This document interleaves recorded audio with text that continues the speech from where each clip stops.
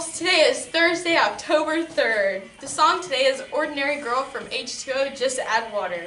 Thank you, Amanda, for the song request. It is currently 77 degrees and mostly cloudy. The high for today is 98 and the low is 73. The clubs today are Sea Perch with Wallace, Anime Club with Hancock, and Gardening Club with Melton. Tomorrow, October 4th, there will be makeup graduating senior pictures at 9 a.m. On Monday, November 4th, there will be makeup pictures for underclassmen at the same time. The Fall Festival is October 25th from 4 to 7. See Miss Hall to volunteer run booths, or see Miss Melton if you'd like to help with crafting items to sell. From Miss Sandy Robinson, students need to return their Federal Impact Aid survey sheet as soon as possible. The Topsail Middle PTO needs volunteers for their holiday bazaar. It will be on Saturday, November 23rd from 11 a.m. to 6 p.m. They are looking for mostly face painters, but anyone who wants hours can help with craft tables and games too. Tables, paint, lunch, and snacks will be provided. Contact PTO President Amber Cruzate at 631-974-7200 for more details. Students are also needed to volunteer at various elementary schools for after-school programs and should see Ms. Grable for an application. Want a chance to have your art in the yearbook? Journalism class is accepting art submissions for the yearbook. This year's theme is For the Record. We are looking for art that has to do with music, album covers, decades, and more. The decades chosen are the 70s, 80s, 90s, early and late 2000s. Art submissions are due December 16th. We will be taking music and joke suggestions on our minds, so if there's a song or joke that you love, be sure to send it in. Also, remember to subscribe to our YouTube channel, PECHS Journalism, so you can follow all of the news of the school. Hey Rose, What? why do fish always sing off key? You can't tune a fish. That's all, Seawolves. Remember to subscribe and smash that like button.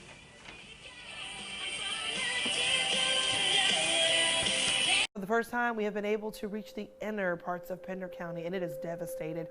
The flooding there, when you see it, it is hard to watch. And just so you know, some of the images that you're going to see and hear are very disturbing. Our Andrew James has a story as he joined Pender County Fire and EMS on a rescue. Everything is gone. Sights never seen before in Pender County. Communities along the Northeast Cape Fear River devastated with historic floodwaters. There's just no way to compare this devastation to anything that's been in the past. Thousands of neighbors and pets have been rescued by multiple rescue teams, some with the county, others out of state, and some locals who had a boat. This is sad, man. I mean, everything we have is gone. All these people, they have nowhere to go. Robert Hicks woke up to floodwaters in his bedroom. He had to swim through 6 feet high of water to escape and almost lost his life.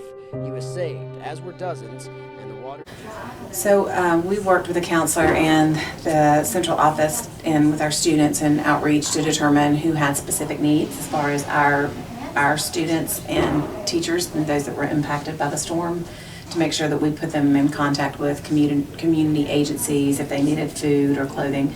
The PTA for our school did a grant with the Golden Leaf Foundation to get mattresses for displaced families and students, and they found the need was even greater than what they had initially anticipated, and so they went back, asked for more money and got it, and then Mr. Taylor set that up with the PTA once they were delivered for students to receive them and families in Hampstead.